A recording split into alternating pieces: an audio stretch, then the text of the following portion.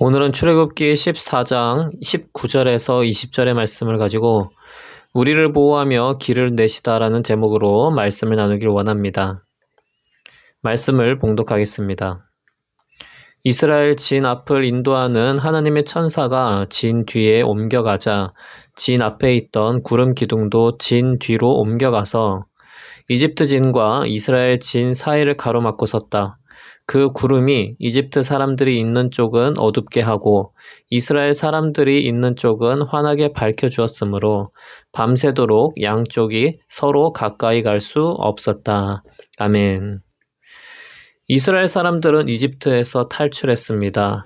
온전히 하나님의 은혜로 그들은 탈출했습니다. 그들 스스로 이집트에서 탈출할 수 있는 힘이 없었으나 하나님의 은혜로 그들은 탈출한 것입니다. 그렇게 한참을 이집트를 떠나서 가나안 땅으로 가던 중 이집트 왕 바로가 마음을 바꿨습니다. 이스라엘 백성들을 보내주었던 마음이 변하여 다시 그들을 잡아오라고 군대에 명령했습니다. 이스라엘 백성들이 노예로서 이집트의 경제의 근간을 이루었기에 그들이 없으면 이집트가 거의 무너질 것이기 때문이었습니다. 이집트의 군대는 이스라엘 민족을 향해서 말과 병거를 이끌고 뒤쫓았습니다. 마침 이스라엘 백성들은 홍해 앞에 머물러 있었습니다. 그들은 이집트로부터 완전히 탈출했다고 생각하여 평안한 마음으로 갈 길을 가고 있었습니다. 그런데 이게 뭡니까? 이집트 군대들이 뒤에서 우레 같은 소리를 내며 뒤쫓아오는 것입니다. 이스라엘 백성들은 노예 생활만 하던 전투 준비가 전혀 안 된 사람들이었습니다. 도망하려고 해도 아픈 홍해가 가로막혀 있었습니다. 이스라엘 백성들은 도간에 든 쥐가 되었습니다. 그들은 하나님의 구원이 임했고 불기둥, 구름기둥으로 인도함을 받았습니다. 나름 하나님의 인도를 받는다고 생각했습니다. 그런데 갑자기 이집트 군대에게 죽게 되는 상황에 맞닥뜨리게 되었습니다. 그들은 두려웠고 크게 요동했습니다.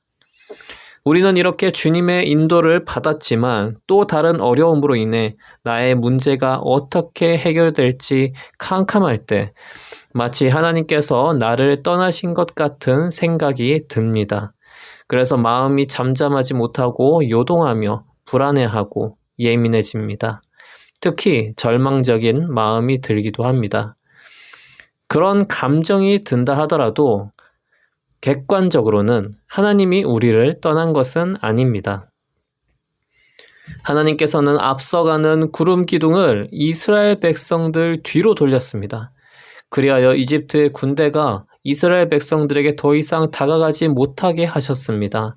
하나님께서 이스라엘 백성들을 앞에서 인도하시다가 뒤에서 보호하신 것입니다.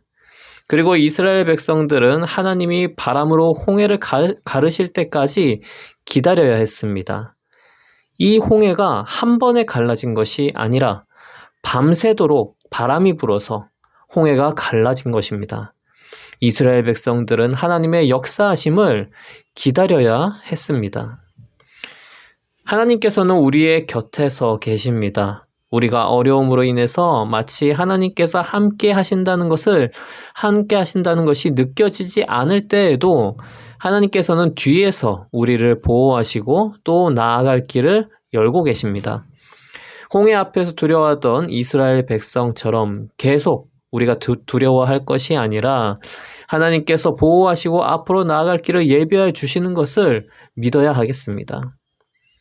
다윗은 사무엘에게 왕이 되는 기름 부음을 받았지만 사울을 피해 10년이 넘게 도망 다녀야 했습니다. 그러나 그 기간 동안 다윗은 함께할 사람들을 만나게 되었고 가장 바닥에서 어려움에 처한 백성들의 삶을 배웠습니다. 모두 하나님께서 그 기간을 선하게 쓰셨습니다.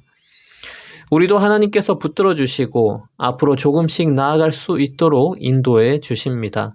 주님의 인도하심을 믿고 주님께서 우리에게 주시는 일을 충실히 해나가기를 축복합니다. 기도하겠습니다. 하나님 아버지, 오늘도 주님께서 우리를 붙들어 주시고 보호하심을 믿습니다. 어려울 때에도 하나님께서 늘 우리의 갈 길을 예비해 주심을 믿습니다. 주님이 함께 하심을 믿고 두려워 떨지 않게 하여 주시옵소서. 예수님의 이름으로 기도합니다. 아멘.